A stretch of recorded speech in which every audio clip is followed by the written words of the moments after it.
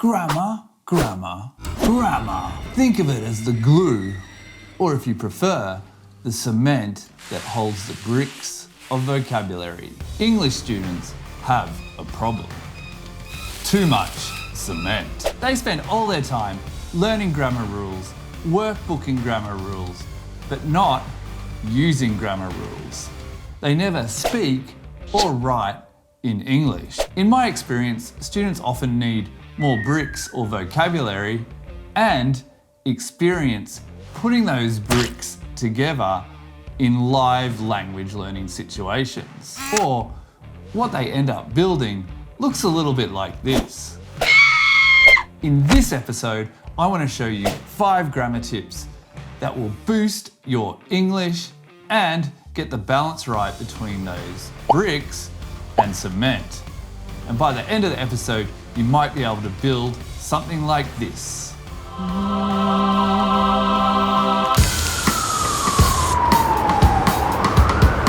Hi, I'm Damien, and I'm the sledgehammer that smashes down English language barriers. And one of those barriers is grammar.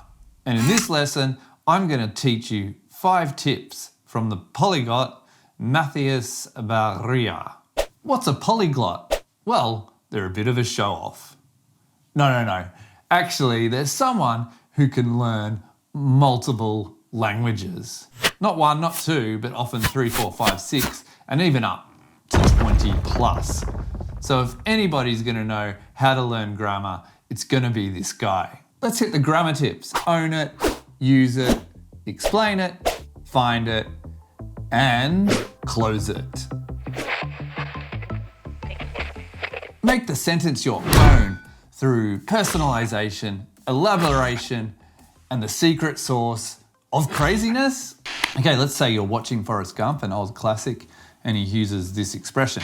I wish I had shoes like that. I wish I had shoes like that. Okay, in this example, Forrest is using the expression of wish plus past perfect to, wish that something was different.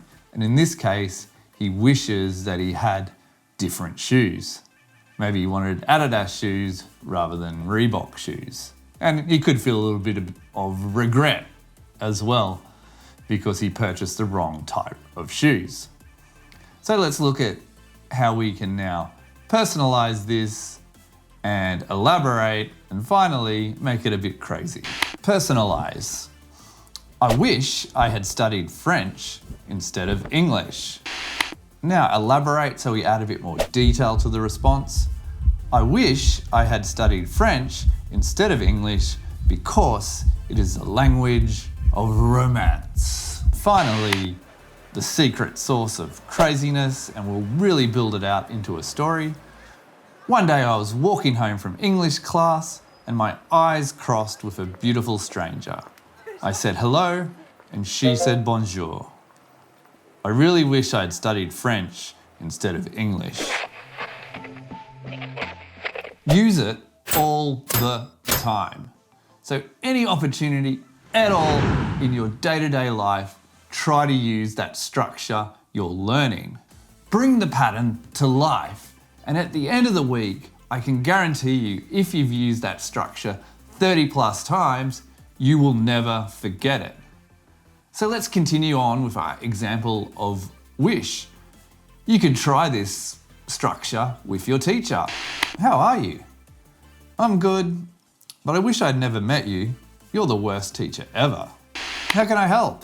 Teacher, I wish I'd studied more. Could you please give me a pass grade for English anyway? What's wrong? I wish I'd brought my phone so I could watch YouTube videos instead of listening to your class. Ouch. Loser. One of the best ways to get your head around a new grammar structure is to try and teach it or explain it to somebody you know. Now this could be anyone really, friend, family, or pet, and then explain it in your own words. That's the important thing. It doesn't need to be big technical grammatical vocabulary, just explain it in your own words. And once you get through the explanation, you'll find you'll have a lot better understanding up there. The present perfect is about having a giant putting its foot in the now and in the past and then connecting them together. This is used in different expressions dealing with time expressions or experiences or something that's just recently completed. Hey, if you're enjoying this video, please give us a like or, sledgehammer that subscribe button. It means a lot to me and my channel. Good language learners search out all of their media for examples of their structure they're using, whether it's from reading, videos, or day-to-day conversation. But you shouldn't just find it, also make sure whenever you find it, write your own example sentence. This will then build, once again, your knowledge of how to use that grammatical structure. Let me give you an example. Let's say you're doing a bit of a Netflix binge and you came across our wish structure. Here's how you could write some bonus example sentences. I wish the fucking light were over. I wish this lesson was over. More than anything, I wish I could see them again. More than anything, I wish I could see my pet cat Dimitri again. I wish I could have been there with you.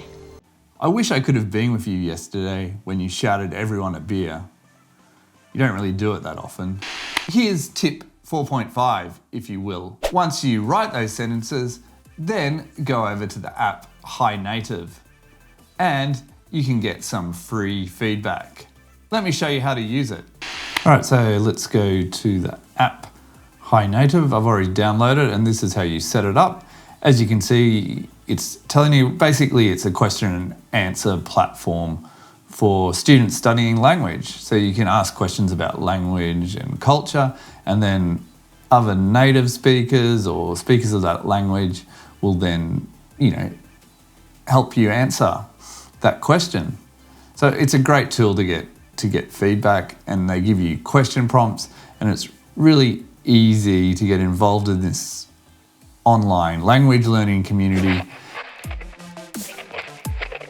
Instead of just making single word vocabulary flashcards, try making grammatical flashcards. A good technique is to use cloze deletion. That's cloze with a Z. Let me give you an example in I do recall. Okay, this is I do recall. If you're familiar with something like Quizlet, it's basically the same concept. It's a flashcard spaced repetition memory system.